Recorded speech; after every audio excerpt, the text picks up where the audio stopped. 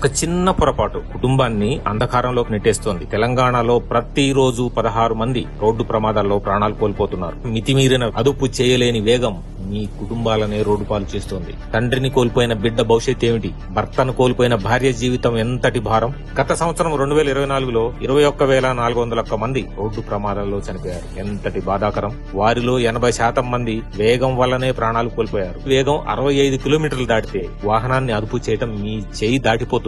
అదే 80 కిలోమీటర్లు దాటితే ప్రమాదం అనివార్యమే. మృత్యువు మీరెంతటి గొప్పవారని చూడదు. వేగం మీ కుటుంబాన్ని వేదనలోకి నెట్టకూడదు. చిన్న చిన్న సూచనలు, వేగ పరిమితి పాటించండి. హెల్మెట్, సీట్ బెల్ట్ తప్పనిసరి. ఫోన్ లో మాట్లాడుతూ డ్రైవింగ్ చేయడం మానేయండి. మద్యం సేవించి వాహనం నడపకండి. ఓ మిత్రమా, నీవు బ్రతికి ఉంటేనే నీ కుటుంబం ఆనందంగా బ్రతుకుతుంది. అపరిమిత వేగం అనర్థాలకు మూలం. సదా మీ సేవలో మీ రాచకొండ పోలీస్.